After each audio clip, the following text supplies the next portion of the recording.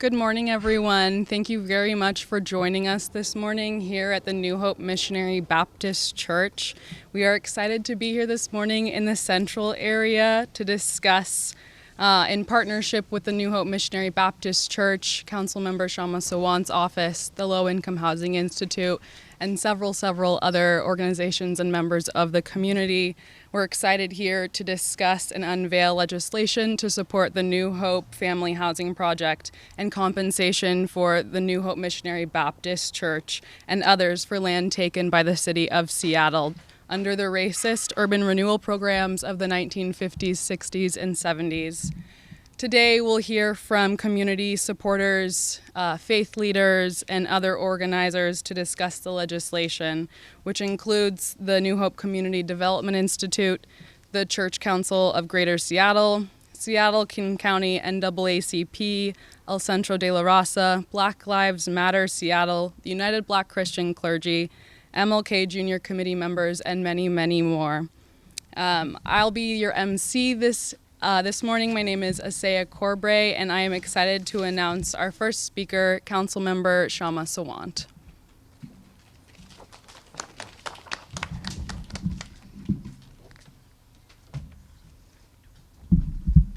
Good morning.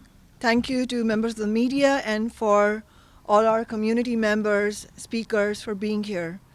About a year ago, we stood here at a Tax Amazon press conference right here outside New Hope Missionary Baptist Church with a dozen clergy and many community activists and socialists to demand that the city establishment support the Central Area Housing Plan, which had been developed by the Reverend Dr. Robert Jeffrey Senior, who is a senior pastor at this church, and other area Black clergy and other member faith leaders.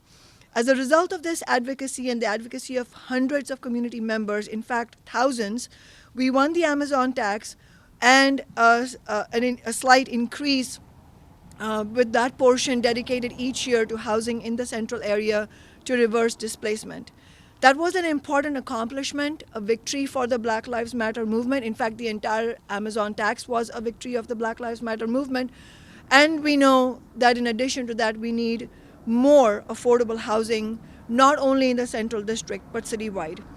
Over the years, I've spoken with many faith leaders who are eager to build affordable housing on their properties. As part of our movement, they understand keenly both the urgency and the moral mandate for affordable housing.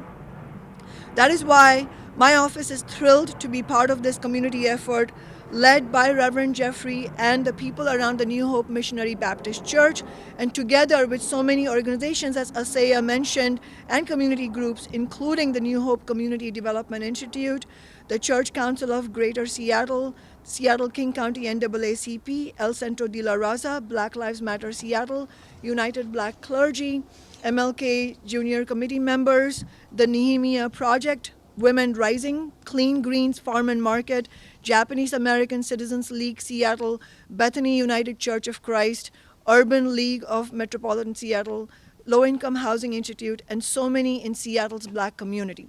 This is incredible. You can see that this is a very, very broad coalition.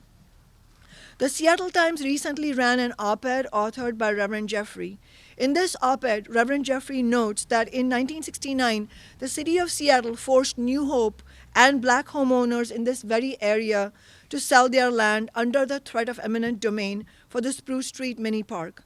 They were forced to sell their property for $34,000, which, if adjusted for inflation, would be the equivalent of $275,000 today.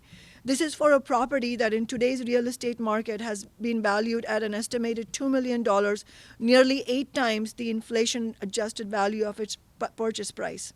This was not a one-off, as we all know. Throughout Seattle's central area in the 1960s, dozens of Black families were displaced, forced to sell their houses, small businesses, and church properties under the threat of eminent domain. The city's political establishment at the time sought the elimination of Central District's vibrant Black neighborhood, which included working people and also Black small businesses. The politicians at that time set up what was called the Yesler Atlantic Urban Renewal project, part of the policies established during the 50s and 60s of creating so-called model cities. a euphemistic term that spells displacement and destruction for black communities. Under this program, a city contractor issued a report labeling the Central District's black community as, quote, a home to the colored, the poor, the ignorant, the unfortunate, the undesirable, the weak, the undeserving poor, end quote. It might seem shocking to some, but this is true. This is what happened. And city officials created a ghetto for black residents outside and quote unquote incentives for middle and upper class white families to move into the area to supposedly, once again, quote unquote, revitalize the area. Our office's resolution, if approved by the City Council, would, first of all, condemn these past acts of blatant racism, redlining, and gentrification, would commit to compensating the New Hope Church for what was taken away from them, and demand that the Office of Housing provide the $10.7 million needed to fund the New Hope Family Housing Project, an affordable housing project that would provide 90 permanently affordable homes to people making 0 to 60% of the area median income. The housing would be prioritized for people and families with historic roots to the neighborhood, including those who have been displaced over the years or are currently threatened with displacement by gentrifying developers and corporate landlords. The resolution would also commit to greatly expand the overall funds for affordable anti-displacement housing in our city by increasing the Amazon tax that our community won last year alongside the Black Lives Matter protests. This is in fact a continuation of that incredible fight that many of the faith leaders here and Lehigh were also part of. And these are a continuation of the solutions we need to address the consequences of the racist policies like redlining, urban renewal, weed and seed, and of course the ongoing rising housing costs faced by renters in our city. My office will bring this resolution forward soon for the City Council vote. I do not expect it will be easy to win. We will hear lofty words from the political establishment about equity and investment, but we'll also hear elaborate technocratic excuses about why this project cannot be funded right now, or why there simply isn't enough money to fund all of the affordable housing that working people in our community need, or why we shouldn't tax Amazon any more than we already have. Let's recognize these excuses as political obstacles. If Jeff Bezos has the billions to launch himself into space, then he surely has the money to pay for more affordable housing right here on Earth. What is lacking in City Hall and what has always lacked is political will, and the way we transform that is by all of us out here on the streets, in our workplaces, building a movement to fight for and win affordable housing, and the fight for New Hope is part of that larger fight. That is why it is so exciting to be back here with so many of our faith leaders and our community members and with Lehigh. Today we take that fight one step forward. And we want to make sure that we recognize what happened in the past as a stunning outrage and egregious theft of black resources and legalized redlining and gentrification against the New Hope Missionary Baptist Church and black community members. Thank you again for the time of the media. I will end by inviting everybody for our rally for reparations, unity, and affordable housing on Saturday, July 24th at noon over at Spruce Street Mini Park. It's hard to say that. Join us all and help us prepare to win what can be a major victory against racism, gentrification, and big business interests running roughshod over our communities. I hope to see you all there. Thank you.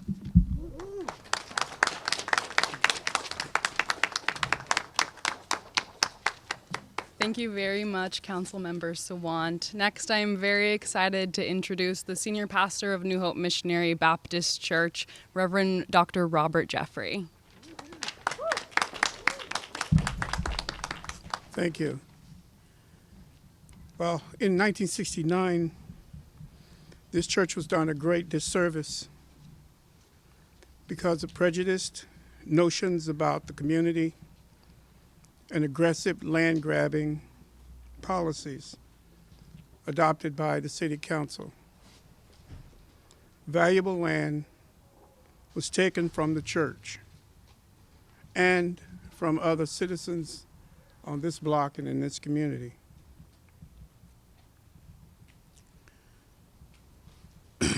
What we want today is to begin the process of quantifying the damage done, first to New Hope, and then to the surrounding community as well. We know that the city is in the process of giving out random gifts, but there has been no quantification of the damage done to this community. At some point, we need to understand the severe loss to the businesses, to the people that used to live here and that some still live here. According to the prevailing evidence, Seattle needs to take note of the severely impaired foundations. You cannot build a stable future on a crooked foundation. To build a future on damaged and non-stable foundations will ultimately assure that the building that you build will not last. Just as we are here today to seek to correct the wrongs of 1969, there will be others here, standing in this place, standing in other places, to correct the injustices that are not corrected today. The continuation of injustice does not mean that you win. It simply means the delay of what is inevitable, and that is the fact of justice. It will never be delayed forever. How many dreams have been destroyed? How many hopes dashed? How much potential wealth has been lost? How many skilled laborers, capable people have been crushed? How many of our children have been locked up in jail and prison because of a war on drugs which targeted this community? How many of them have been diminished simply because that was their only way out? The time has come, long since past, for us to correct this problem. Fix the foundation. Fix what is broken. You cannot continue to build on something that is not correct. Our request is that the land be restored, the land be given back as a beginning,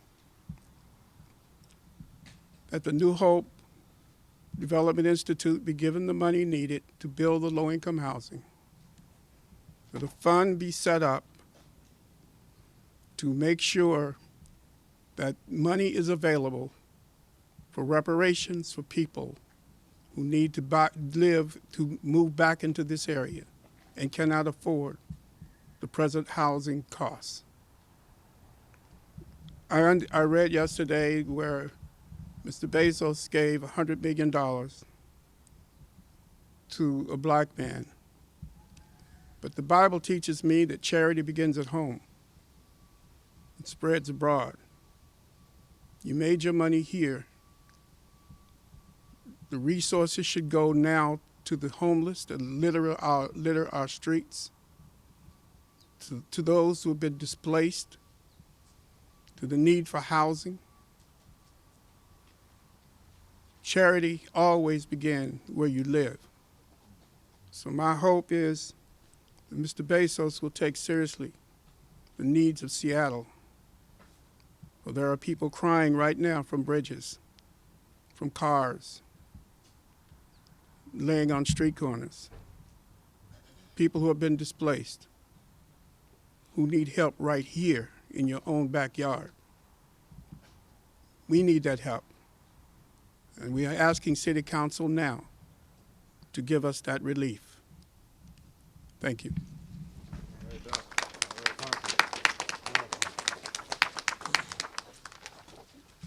Thank you very much, Reverend Jeffrey, for your inspiring words. As I mentioned before, my name is Asaya Corbray. I'm a project manager, community and housing developer with the Low Income Housing Institute. Lehigh has been proud to be a partner to the New Hope Missionary Baptist Church for several years now, first starting out once the Missionary Baptist Church sponsored the True Hope Tiny House Village on 17th and Yesler, and now as development consultant for their first affordable housing project, the New Hope Family Housing Project. New Hope Family Housing is part of what the Black clergy and Central Area community members have been calling for some years, including June of last year when we stood here right outside of New Hope Missionary Baptist Church and advocated for thousands of new affordable homes, more tiny house villages, and more funding for gentrifying communities. Lehigh is proud to stand with Reverend Jeffrey and the Central Area community in supporting the proposed resolution from Councilmember Sawant's office, calling for the City Council to officially acknowledge the wrongs done to the New Hope Missionary Baptist Church and Central Area communities in the 1950s, 60s, and 70s. The New Hope Church has been denied the opportunity to benefit from the increasing land values in one of the fastest growing cities in the nation, and the City of Seattle sanctioned this. The resolution is not just asking for the City Council to acknowledge this. It's much, much more than that. We're asking the city to commit to funding the New Hope Family Housing Project and compensate the New Hope Missionary Baptist Church for the land that was taken from them in 1969. The New Hope Community Development Institute, a nonprofit affiliated organization started by the New Hope Missionary Baptist Church leadership, will be requesting funds from the City of Seattle this fall during their annual affordable housing funding round. While the city has limited funds available, we believe that the Central Area is more than deserving of these funds. The New Hope Family Housing Project will provide approximately 90 units, studios, 1 bedrooms, 2 bedrooms, and 3 bedrooms for families, individuals, and others earning 30 and 50% of the area median income. The New Hope Family Housing Project is proud to utilize the community preference policy, prioritizing housing for Central Area residents that are at risk of displacement or have already been displaced, offering them a path to move back into their home, into their community. All in all, we need more funding for low-income housing. The city must commit to allocating funds towards greatly expanding the supply and development of low-income housing units, bringing back households who have been displaced by racist policies like redlining, urban renewal, weed and seed, and the drastically rising cost of living and housing costs in this city. According to the Puget Sound Regional Council's Transportation Survey, the overwhelming reason for displacement is rent increases. Over the past several decades, there has been a massive displacement and gentrification of our neighborhoods in this city, primarily driven by skyrocketing rents, forcing thousands from their homes, neighborhoods, and often from the city. We know that communities of color are most disproportionately affected. Not only are we robbed of the opportunity to accrue wealth through ownership, but we're denied stability in an ever uncertain, growing, and competitive rental market. Lehigh strongly supports the efforts of Councilmember Sawant's office and our community and what our community is leading to follow up with the resolution with actionable items and proposals in the city's budget this year to fund these affordable housing projects without delay. We urge all City Council members, Seattle residents, and allies to stand with New Hope Missionary Baptist Church and the Central Area to deliver these solutions and dismantle the systems of gentrification, racist, and economic redlining our communities have long been facing. Thank you very much. And now I am incredibly proud to introduce the pastor of True Vine of Holiness Baptist Church, Reverend Lawrence Willis. Good morning, everyone. As we stand together, we also I stand as president of United Black Christian Clergy that represents over 25 to 30 churches in the Seattle area. We stand in support of Pastor Jeffrey's and the New Hope development because we have seen for so many years predatory lending, redlining that has affected especially African American families in this city. And so we stand together in unity because united we will stand, divided we'll fall. So we're standing in unity today to give back the property that was taken from the New Hope Church. And we will stand together as long as it takes for New Hope to get that development going. And so we're asking you, we're pleading with you to give reparations back, to give back what's been stolen and taken, balance the tables so we will have an equitable community and we'll be able to serve the community the way that it's intended, to have fairness, to have right wages, to be able to have right affordable living, affordable land, and working together to develop this. So we stand together with Pastor Jeffrey's, with the low-income housing, with all these organizations that are here in support. So stand with us and be with us as we move forward in this effort. Thank you, and God bless you. Thank you very much, Pastor Willis. Next, I'd like to introduce Senior Pastor of the Bethany United Church of Christ, Reverend Angela Ying. Good morning. As a mother, sister, daughter, minister, Asian American woman, and person of color living on the South End, I join in standing with people everywhere as we seek reparations for our Black sisters and brothers nationally and right here locally in the Central District with New Hope Missionary Baptist Church and Reverend Jeffrey. As ACLU eloquently states in our fight for H.R. 40 for reparations for our African Americans, no amount of material resources or monetary compensation can ever be sufficient restitution for the spiritual, mental, cultural, and physical damage inflicted on African Americans ripped from their families and nations to labor for the enrichment of the United States. After the abolition of slavery, those emancipated suffered violent repression, oppression, exploitation, and deprivation under Jim Crow laws and black codes in the South, as well as de facto segregation in every region in this nation. Reparations are not a symbolic act. They are a real and necessary demand for justice that's gaining support everywhere, and it begins right here in our Seattle Central District.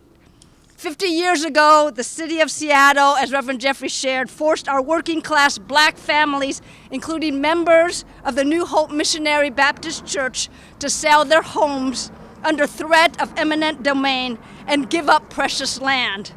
We together want the land returned to build affordable housing so our BIPOC return to our seedy neighborhood. Join New Hope Missionary Baptist Church, Councilmember Kshama Sawant, and hundreds of faith and community leaders of King County, NAACP, Urban League of Metropolitan Seattle, Black Lives Matter, the Japanese American Citizen League, who they fought and won reparations after they were interned and put into concentration camps after the executive order of 9066, February 1942, 80 years ago.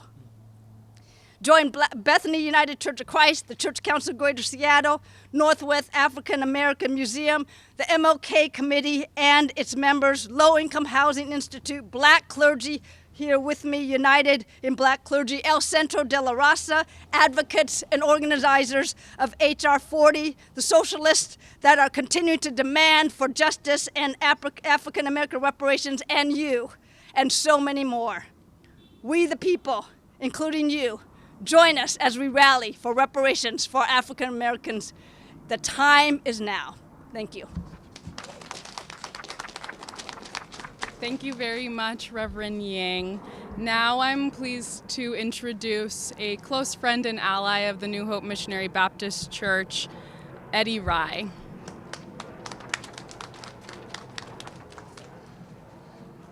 My name is Eddie Rye Jr. I'm representing the Washington State Civil Rights Coalition.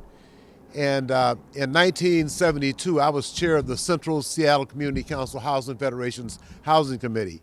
In 1973, we dropped the first report on redlining of the central area. So just about 50 years ago, this whole process has been in play. We had all kinds of demonstrations. We had members of the clergy painting red lines around certain parts of the central area. We painted a red line in front of the Seattle First, the black box on 4th Avenue. We painted a red line around there. Eventually, President Gerald Ford dispatched the Secretary of HUD, Carla Hills, to come out to Seattle. Mayor Wes Ullman formed what he called a blue ribbon committee. We call it a red ribbon committee. So as we could see, this process has been undergoing for quite a while, and it's been very successful. You know, we're talking about a community that was 85% black, is now not even 15% black, and it's all because of what I call economic apartheid. If you look at the fact that blacks, I say African descendants of the United States enslaved, we're not doing 0.5% with any government agency in Washington State. In 1998, I-200 passed, but Governor Gary Locke issued Governor's Directive 98-01. That killed affirmative action. We've been imploring Governor Jay Inslee to rescind that affirmative action killing directive and replace it with an executive order so that we can be included. We've had the same kind of program set up for 45 years. Minorities get under a large white company, and after 45 years, I can't count 5 black construction companies that are successful, that's been in business. As a matter of fact, the Seattle Tunnel Partners project, 4 black construction companies went out of business. And there's been no consideration given, no investigations, because as long as us, it just doesn't matter. So I want to say this problem's been going on for a long time. We need the city to do the right thing, repatriate the land to New Hope Development Council and the church. That's where they took it from. And the people called it Urban Renewal, and we called it Black Removal. It was a very successful project because we've been removed. Thank you very much. Thank you very much, Eddie. And lastly, I'd like to welcome a member of the Socialist Alternative and Councilmember Sawant's office, Alvin Murugori.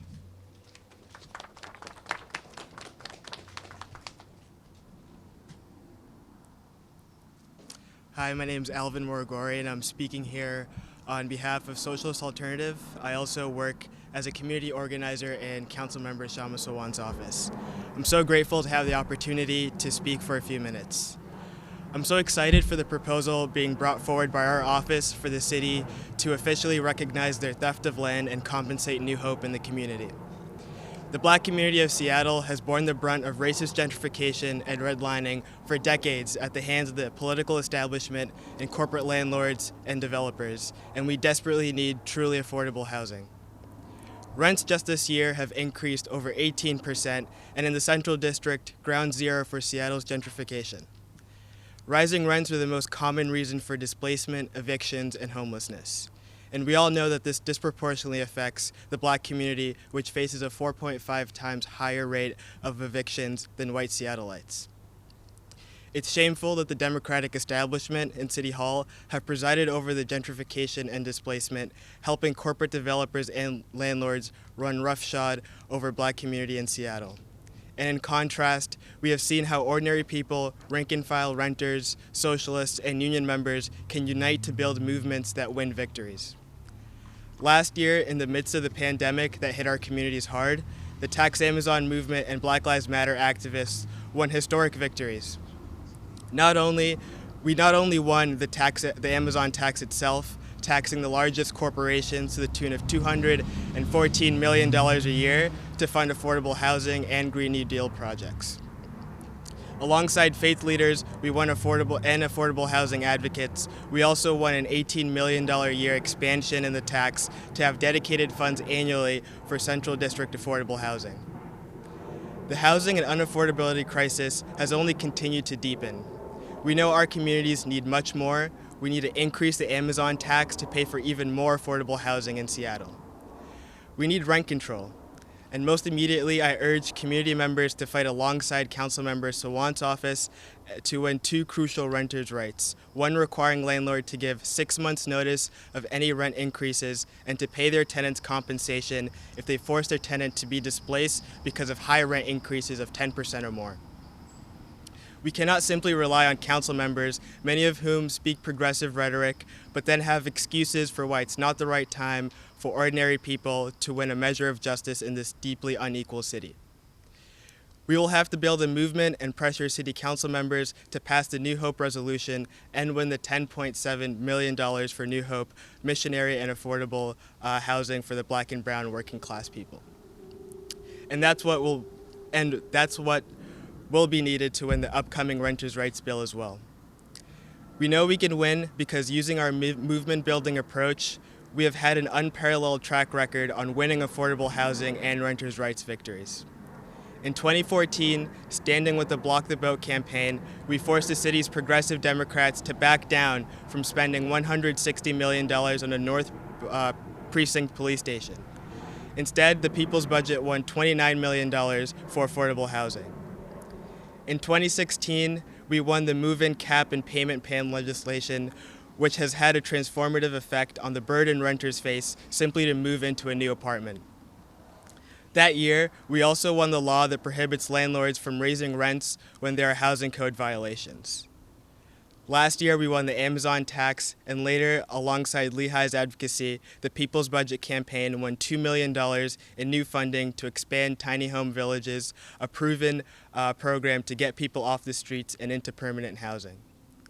Just this year, we've won a slew of renters' rights: the right to a publicly funded lawyer for every renter facing an eviction, the nation's strongest and only second school year eviction ban for children and public school workers, closing of a major loophole that allowed Seattle landlords to evict renters without cause at the end of a fixed-term lease, and forcing the City Council to unanimously approve our resolution demanding the mayor and governor extend the eviction moratorium to the end of this year, which won a partial victory with the citywide moratorium extended to November 30th.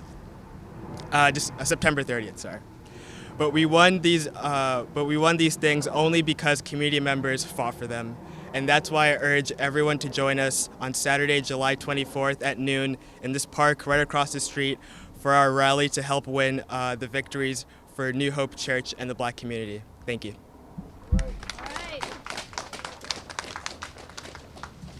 Thank you very much for joining us this morning at New Hope Missionary Baptist Church, demanding reparations and more funding for affordable housing in gentrifying neighborhoods, specifically the central area.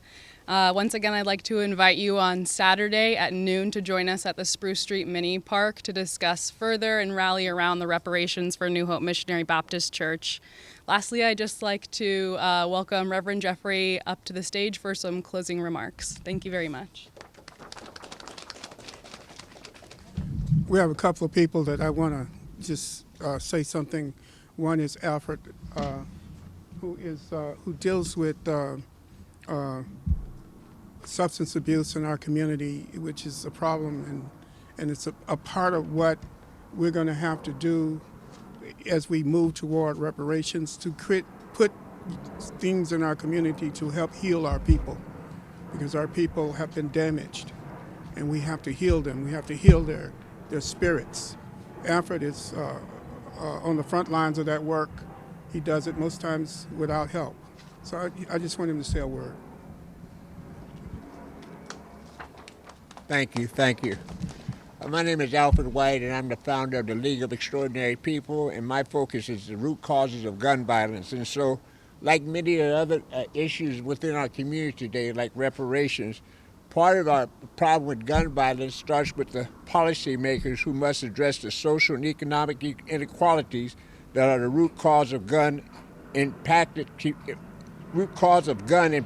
communities of color. The root causes of gun violence include income inequality, poverty, underfunded public housing, under-resourced public service, underperforming schools, lack of opportunity and perceptions of hopelessness, easy access to firearms for high-risk people. Communities of color are impacted by structural inequalities rooted in racism. The inequalities that fuel gun violence are caused by racist policies that target communities of color and create segregated and underinvested neighborhoods.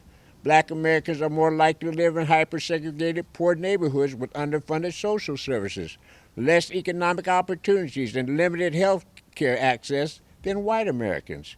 Many disadvantaged neighborhoods face a number of ongoing challenges, including the shortage of affordable housing, inadequate infrastructure, wealth inequality, and poverty. The unemployment rate for black Americans is at least twice as high as that of white Americans in many U.S. cities.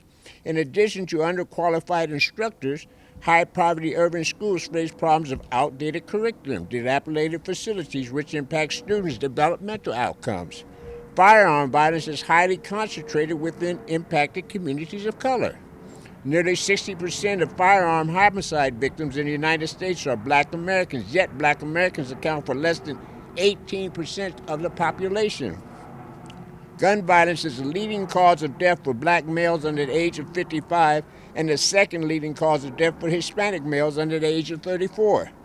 Young black males 15 to 24 are 23 times more likely to be murdered by firearm than their white counterparts, and young Hispanic males are over 4 times more likely to be murdered by firearms than their white counterparts. Young black females 15 to 24 are nearly 7 times more likely to be murdered by firearms than their white counterparts, and young Hispanic females are nearly 2 times more likely to be murdered by firearm than their white counterparts. In 2015, 26% of firearm homicides in the U.S. occurred within the urban census tracts that contain only 1.5% of the population. Here's something else. In many communities of color, nearly everyone is impacted by gun violence. A 2013 study found that among black Americans, the likelihood of having someone within their social network die by a firearm at some point during their lifetime was 95.5%. A survey of the Baltimore City youth ages 12 to 24 found that 42% had witnessed a shooting compared to 4% of suburban youth. A survey of middle school children in Richmond, Virginia public school system found that 94% reported hearing gunshots and 44% of boys and 30% of girls reported witnessing a shooting. Here's something real important. Gun violence exposure changes the chemistry in the brain and can have lasting impacts on health, well-being, and development if left untreated. Exposure to gun violence is associated with, they say, post-traumatic stress disorder, but actually it's complex post-traumatic stress disorder, which stems from slavery. The original sin was slavery, you guys. And so we've never addressed that about our physiology and our neurobiology. So also, too, is antisocial behavior, depression, stunted cognitive and emotional development, risky alcohol and substance use, increased likelihood engaging in violence. Widespread community exposure to gun violence exacerbates already existing social and economic inequalities and further perpetuates gun violence. A study that examined 500 black American youth found that direct exposure to violence was the best predictor of whether an individual would later engage in gun-related crimes. Analysis of gun violence in Oakland found that each gun homicide in a census tract in a given year was related to 5 fewer job opportunities in the subsequent year. An analysis of gun violence in D.C. found that 10 additional gunshots in the census tract in a given year was linked to 1 less new business opening and 1 more business closing and 20 fewer jobs. In closing, gun violence is a multifaceted challenge that demands a holistic set of solutions to the cycles of daily gun violence in impacted communities of color. In addition to limiting easy access to firearms by high-risk people, we must address the underlying social and economic inequalities that fuel gun violence, and adequately fund community-based violence prevention and intervention efforts that build authentic relationships within those impacted, and also support local organizations that address the social and economic inequalities at the root of gun violence. And this was a research study developed by the Educational Fund to Stop Gun Violence. Thank you. My name is Alfred White. So if you have any questions, we would be more than glad to see. Pastor Jeffries, I have a question for you. Is it Jeffrey or Jeffries? Jeffrey. Jeffrey with no E's. Okay, very good. I'm Corwin Haig with Combo Radio. Thank you for your comments today, sir, and I did read with interest your op-ed in the Times. My question has to do with eminent domain seizures, and it strikes me as a bit of a sticky wicket. Many hundreds of homes in Seattle have been seized via eminent domain, maybe most notably because of the I-5 construction right through downtown, including the Central District. Do all those homes also deserve reparations in addition to the New Hope Church? How does the city accomplish that? Is it the city's responsibility? And perhaps Councilwoman Sawant would care to weigh in on that as well. Well, I think that's why we provided evidence of racial discrimination and trace evidence that these were intentional for seizures. These were not seizures related to any kind of planning that was objective or that was distinct from removal of African American people. These were seizures directly related to the removal of a group of people. And I think if you can track that, if you can prove that, then that's malicious intent. And I think that's the thing that makes it a crime. Not the fact itself, but the fact that it can be tracked to, it can be traced to malicious intent. And we've done that. And we can do that even further. I mean, it's all in your documents. It's all in your archives. They didn't hide it. They had this malicious intent to eradicate African Americans from the central area. That's different from just building a bridge and accidentally having to remove people. And so to relate the two, they're not relatable because there's track evidence, there's evidence, written evidence that makes it different. And I think that is the problem. That's the problem. 1973 report on redlining substantiates that. That was almost 50 years ago.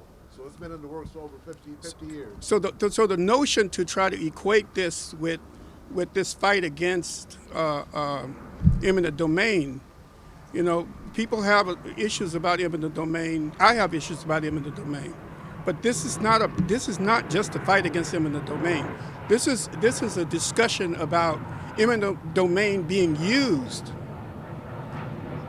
to target a group of people in a legitimate, so-called quasi-legitimate way and get them out of the way. And we can document that. And now we have to quantify what that harm is. And we are in the process of quantifying that harm. This is not a game. People have lost their lives. People have been destroyed because of this. This vicious racism is just as vicious as the plantational system. Even more so because it goes under the guise of progressivism. It goes under the guise of smiles in a sense that we are on your side while they're still putting you in the field with cotton, moving you out farther and farther away from any area of respectability and characterizing you as the, I'm trying to remember the word in the archives that was the undeserving poor. If I may, it sounds as though you may be preparing legal action, a lawsuit. I'm not preparing anything. I'm saying we will quantify the damage. I don't. Why shouldn't we quantify the pain? Why shouldn't we? Why should we just let the city just say, okay, here's a dime over here, here's a nickel over here? Why shouldn't we quantify the pain over 60 years? I mean, I'm not saying anything. I'm not doing anything. Right now, the only thing I want is my land back. And I want to build some housing for some poor people. And somebody said, well, you want to put your members in there. These houses over here we built, my members don't live in there. We built those houses down there. My members don't live in there. This is not about my members. This is not. That's an indicator. That's a device, a defensive device to put the blame back on the victim. No, we're trying to do this for the community, and we can prove that. So, no. I hope I answered your question. Good question. Reverend, the boys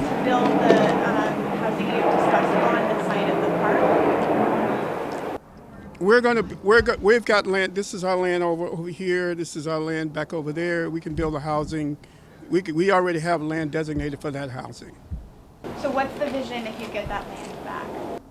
The vision is to use it for housing, but I mean, we already have designated land for that housing. But the issue is the land itself. It's our land. So what we use it for is our business. We will use it for the community. They took our land. We don't have to decide what we're going to do with it until we get it back, until we get the money for it. But we can commit that all of the resources of this church go toward helping the community. And right now, our emphasis is on building low-income housing, on trying to get some facilities for the mental health of our community, to heal our community. Our kids are being put in jail. They're building new prisons for our children. They're not trying to help us. They're trying to lock us up, put us in prison.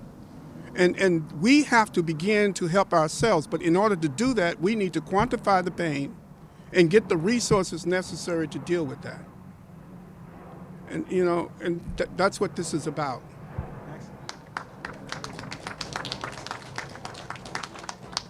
Well, either for you or for the council member, you mentioned in the resolution the, a compensation for the land. Do you have an amount in mind that would? Well, we're going to get an appraisal. Like I said, we're going to quantify stuff. We're tired of people estimating our pain and throwing chump change at us. Yep. We need to start quantifying the pain and the suffering, and then put figures out there for what people need to see, what this pain is worth and what this pain has done to this community. And we're going to do that. But yeah, we're going to get an appraisal. And I think we're not going to estimate. Somebody say, well, it probably has gone down. Maybe, we don't know. And we have a lot of unprofessional professionals who try to say. It's definitely gone up. I know the property taxes are going up. I don't know about the land. The property taxes haven't gone down. I live right around the corner. They still going up. So I don't see how land could be going down and property taxes going up. That doesn't make sense to me. But of course, you know, the people who make the rules can make up whatever they want to say. Before we go, I just want to thank Councilwoman Sawant, who has been on the forefront of this struggle, who does not try to drive the points, but who listens, who helps. And I know there's been this campaign, this campaign to destroy her in this city, especially in the black community and in other communities. And this is the same campaign that is done to anybody who rises up to help the poor. Somehow they become a villain. Somehow they become dehumanized and demonized. But my knowledge of Councilwoman Sawant is that she's a decent person who hasn't done anything but try to help people since she became a councilwoman. I haven't seen her do any damage to anybody except big, fat, rich people who need a kick in the behind every now and then. So I support her, and I want, there be no doubt about my support for her. Somebody called me the other day saying, is this a Councilwoman Sawant's rally Saturday, or this Councilwoman Sawant, and where you are with council? I'm with Councilwoman Sawant. I'm with any council person who wants to do the right thing. But these progressives who are progressives in front of you, and conservative and even racist behind closed doors, and supporting racist policies, time's out for that. We're going to quantify this stuff. Amen.